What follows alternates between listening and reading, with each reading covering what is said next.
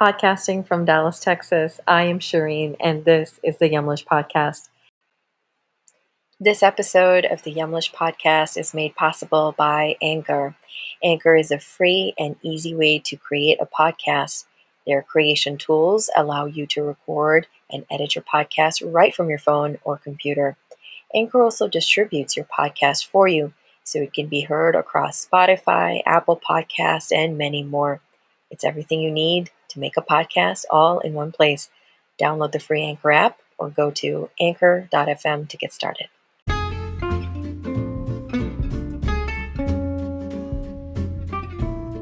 Yumlish empowers people with chronic conditions like type 2 diabetes and heart disease to take charge of their health through diet.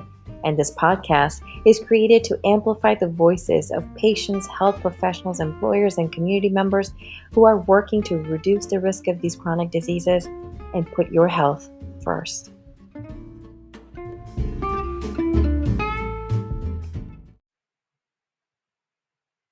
Today we are speaking to Dr. Joel Fuhrman. He will talk to us about his journey to become a nutrition expert, the Nutritarian diet, and the implications of COVID-19 on our diet. Dr. Joel Fuhrman is a board-certified family physician, 7-time New York Times best-selling author, and internally recognized expert on nutrition and natural healing.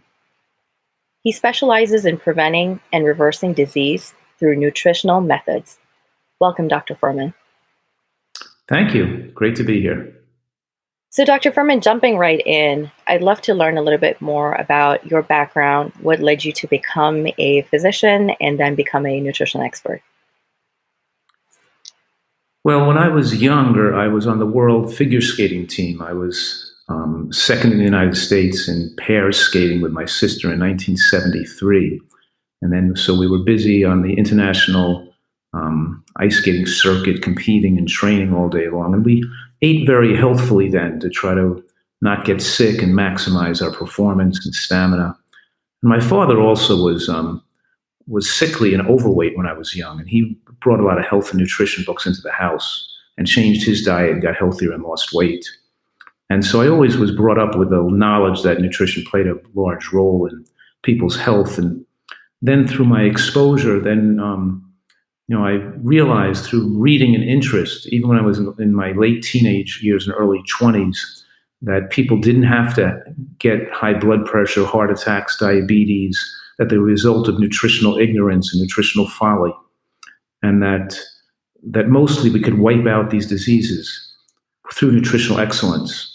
And even saw and experienced many in those days in the 1960s and early 1970s, that there were a lot of people with rheumatoid arthritis and lupus and other autoimmune diseases that were getting well by nutritional healers that I studied with and became interested in their work. And I decided to pursue a career in going to medical school to facilitate that and be a physician who could help people get well. Because when you have an autoimmune condition like lupus or rheumatoid arthritis or ulcerative colitis, and you put on drugs that cause cancer and told you have to take these drugs for the rest of your life, and nobody tells you that you could get well and get completely well again, I felt it was barbaric. And it's not only inhumane, it's medical malpractice that people aren't giving informed consent and tell them that their diseases are the result of food and that drugs are not the most effective answer. Changing the diet is. And so I think back then, back when I was in my mid-20s, I decided to go to medical school with the specific purpose of being a physician specializing in nutritional methods. When I graduated medical school in 1988 and finished my residency in 1991, I started out in private practice as a specialist in nutritional medicine right at the beginning. And I trained for that from the beginning of my nutritional education, my medical education. And then what have you found through your years of being a nutritional expert then? What have you found? Where are there gaps within our diet and our lifestyle and then the health outcomes that we have? Well, the biggest problem I have is that people are given these watered down methods, and they're so confused about what the ideal pinnacle of nutritional excellence is. See, it's okay with me if people don't want to eat healthy or if they want to continue to smoke cigarettes but they shouldn't believe that smoking a couple of cigarettes a day isn't harmful, because it is. They should know it's best to quit completely. They shouldn't be told that 5 cigarettes a day is good for you. It's just 20 that's bad for you. In other words, they have to be given correct information. Then they can decide to do what they want to do. But I think that I've furthered the science of food addiction and showing people how that unless they really abstain from sweets and fried foods and oils and all for enough period of time, they're not really in a position to decide what they want to do, because their addictions take over the part of their brain. And because the addictions, these food addictions and concentrated calories, control brain function and behavior, it makes people think they can't change. Whereas if they would put a period of time of abstinence from these addictive triggers and these foods that are so that drive overeating behavior, they'd be able to make a clean break and then choose to eat healthfully and be free of having these diseases for the rest of their life. So I'm suggesting that that not only is medical care killing people with diabetes by giving them drugs and high blood pressure medications, which cause irregular heartbeats and increased risk of cancer, but these medications are enablers. They act as permission. I call the prescription pad a permission slip. They enable people to think they're okay because their soft endpoints, their blood sugar looks okay now on a medication, looks better on the medication. They're not given a chance to get well. They think they're okay because the numbers look better, and they're still overweight. They're eating the same foods that caused the problem to begin with, and their disease and their medical problems are perpetuating and causing tremendous human tragedy. I take a completely opposite approach.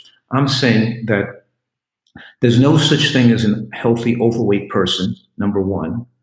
Being overweight, fat cells spew out lipokines and cytokines. They increase your risk of, they create and they activate estrogen production called aromatase enzymes in the body, increasing risk of breast and prostate cancer. Don't treat your diabetes. Don't control it.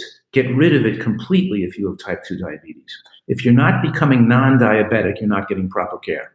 If your weight's not going back to normal, in other words, what I'm saying right now is that a person who's a Nutritarian, following my advice, either gets to their ideal weight or is on the way there, losing weight at least 2 pounds a week.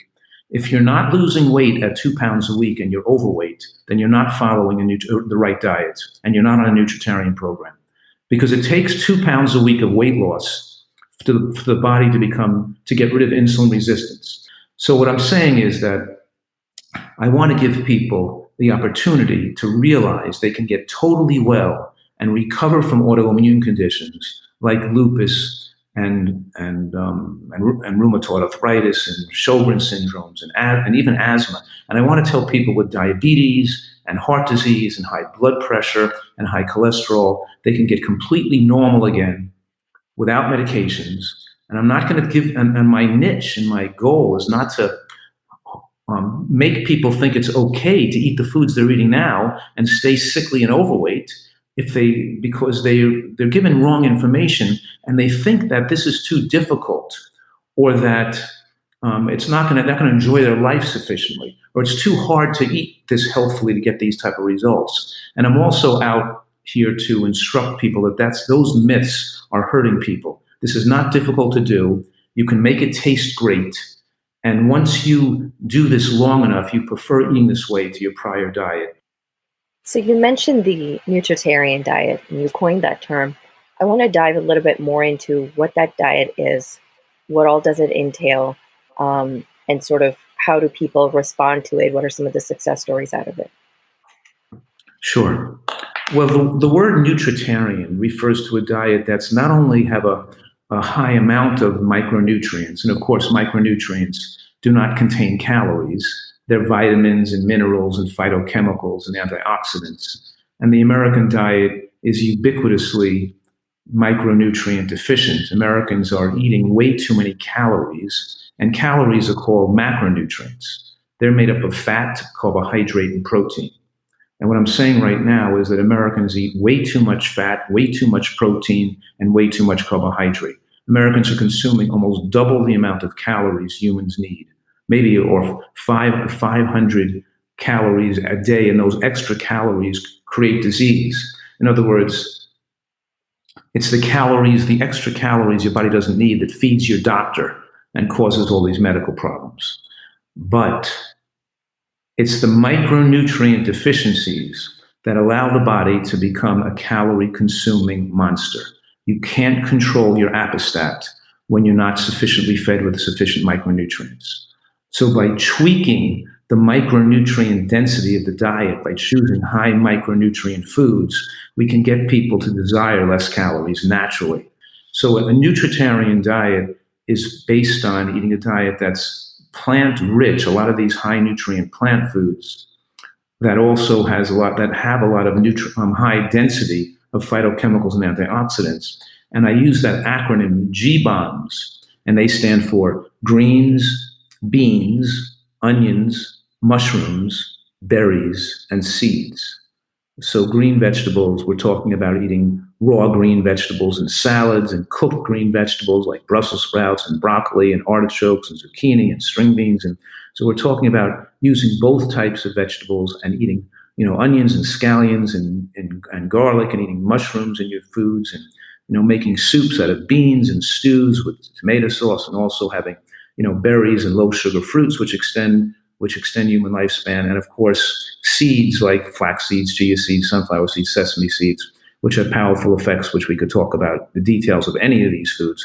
We can throw a dart and discuss the science, but on any food category that has dramatic benefits for human lifespan, and your body becomes virtually immune to the damage from these illnesses. And now we're in this COVID-19 era, where the Nutritarian diet becomes even more important, because we see that the people that are harmed by this virus are people that are overweight, have diabetes, have heart disease, have high blood pressure.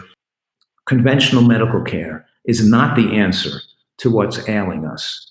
And there's no medical treatment that's effective for COVID-19 anyway. What we really need is excellent nutrition to protect ourselves against all these diseases. So this is more, this information is so needed by our population. So, Dr. Fuhrman, how do we take this time now that we have sort of this new lifestyle through COVID-19, staying in quarantine, staying indoors longer? How do we take this time to reset and understand that relationship with food? Well, my work over the last 30 years has shown that the people who enjoy eating this way and stick with it long term, eating healthy foods, are people who've learned the recipes, they've studied the science, they know what nutrition can do to fix their body, and they've given themselves a long enough period of time for their taste buds to change and acclimate to the new foods and new senses of taste. So don't evaluate whether you like eating this way or not. Just do it, because you're not going to like eating this way as much of your old way, because people like what they're used to eating. You're always going to like better what you're used to eating, because your taste buds acclimate to what you've chronically been eating for a long time. But once you eat this way and you learn the recipes and you know why you're doing it and you see the miracle, and you drop at least 15 pounds the first month and 10 pounds the second month, where you drop the 25 pounds in 2 months and your diabetes is gone in 2 months and your blood pressure on all 4 blood pressure medications, then you will see that your taste buds will change. And I will promise you, you will love eating this way if you give it the months it takes to retrain the taste buds to like these foods and to like what you're eating. Then you become incredibly grateful for the miraculous healing powers of natural foods. And your taste gets so acclimated and sensitized to those foods that you actually prefer eating this way over your old diet. A lot of people know they should eat less and eat right, and they can't, and they're addicted, but they need the knowledge and the right type of skills to overcome that addiction. They need some professional help. And so but in any case, some people need that professional help. Most people who recover and get well using my methodology don't come into our facility, don't come into our retreat in San Diego here. They just follow the instructions in the books, and then we give them the diets and the menu plans, and they communicate through the website. They talk in groups with other people. They get support locally, and they do it. And there's millions of people that are doing this across the country. So what I'm saying is that it's not that hard, but if some people need extra help, that help is available to them. But what I'm saying is anybody who wants to get well should get well, and they shouldn't be complacent in being sick and staying sick with being overweight, have blood pressure problems, or have diabetes problems. They should get rid of those problems. They shouldn't accept the fact of being sick, because my main message here is you don't have to be sick. Your body can enable you to make a complete recovery, and you can love doing that too. So I want to briefly talk about your book, but before I do, when you're talking about reversing these illnesses, so for diabetes, you just mentioned you can do it in about 2 months. And of course, it's not across the board, but how long does it take to sort of get there? If you're looking at autoimmune diseases, how long does it take to reverse completely out of that? For an autoimmune disease like lupus or arthritis, it could take 1 to 2 years to get totally well.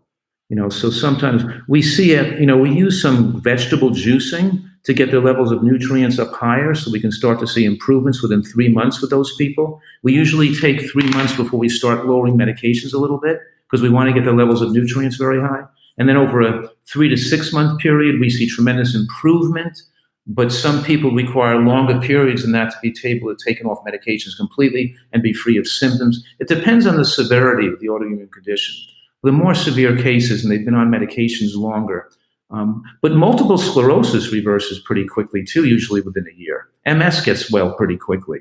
They start to see improvements usually in 3 months, of doing this. So I'd say 3 to 6 months, but I've seen a lot of cases that take, over a year to get well. Some people I've almost given up on, they still got well, it just took longer. But when a person is diabetic, they often become non-diabetic, which I'm defining as a person who has a normal blood sugar below 100 and not needing medication. The fasting morning blood sugar is below 100, and they don't need medication to get it there. Without medications, their morning blood sugars are below 100, and that usually takes 3 to 6 months, take in that area. But they don't have to have all the weight loss off before they're non-diabetic. A lot of times they start to get, and we see some improvement in insulin production from the beta cells. There's some hibernating beta cells there that improve with nutritional excellence. It's not just losing weight. It's also actually improving the function and reducing inflammation in the body and enable the body to come back to normal again. So with that, I want to dive into your new book. It's called Eat for Life. And in this, you teach us how to eliminate toxic foods, how to really create a healthy way of eating. Can you tell us a little bit more about the book? Well, yes. Eat for Life is my latest book, and I've written 12 books. My intention is that this is my last book because, I put I wanted to make it very comprehensive, especially comprehensive in the research support for the book. So people would see that there's an overwhelming amount of scientific support, that this is not a hypothesis. It's been thoroughly vetted and investigated in scientific studies to shown to be effective and to radically prolong human life, and to show people that cancer is not inevitable. It's not that we can win the war on cancer right now with excellent nutrition. So I think that this book gives people therapeutically the information, but also overwhelmingly is convincing scientifically to let people know they can support it wholeheartedly, so that scientists, physicians, nutritional educators, and colleges can use this book as a resource to see what nutrition can do when applied properly. And it did become a New York Times bestseller when it was out the first few weeks, because I think it gives people a great place to start, because with the right information, and once you have this information in your brain, you can't extract it out. It's in your brain already. And it's very hard to know this information and the power of what nutritional excellence can do, and then not to want to incorporate that in your life to a degree, because it's just too magnificent.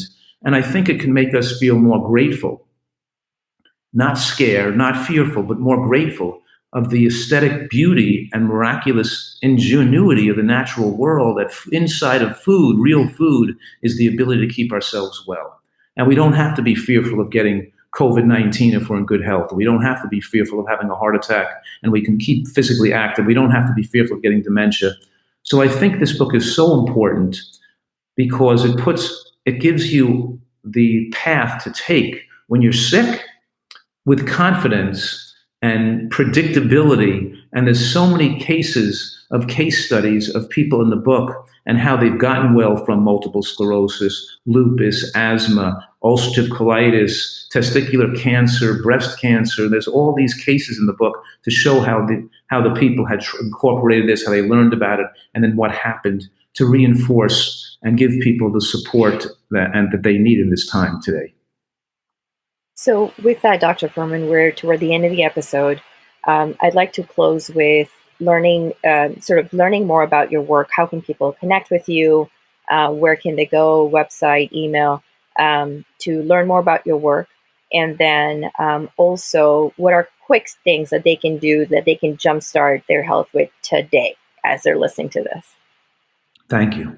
Well, my website is drfuhrman.com, which is DRFUHRMAN.com. And then get more information about my work and get the starting program to reverse diabetes there. I have a 10 and 20 quick site diabetes reversal guide, for example, that tells people the 21 days of menus and meal plans to reverse their diabetes, things like that. They can get the place to start is to read my book, Eat for Life, that we were discussing right now, but they can get more information about my retreat and my programs, on my online programs. They can ask me questions through the website, and things like that. The place to start right now as a result of this recording would be to start changing their diet right now so they consume at least one big raw salad a day with a lot of chopped greens in it and onions with the dressing. The dressing is particularly important, made by blending nuts and seeds, not by using oil, but by using the whole nut or seed to blend with, tomato sauce or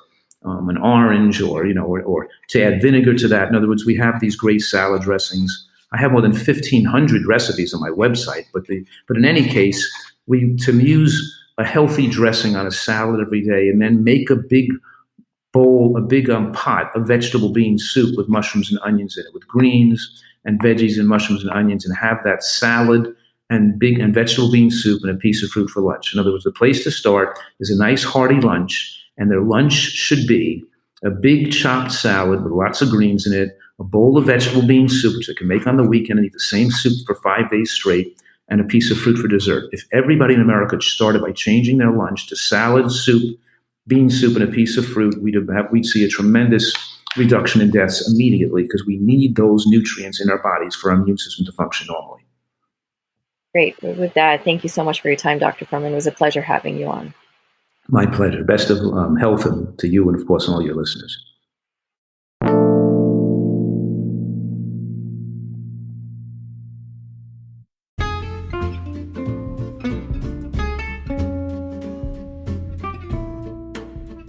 Thank you for listening to the Yumlish podcast with Shireen. If you like our show and want to learn more, you can find information at yumlish.com. You can also leave us a review here. We will see you at the next one. And remember, your health always comes first.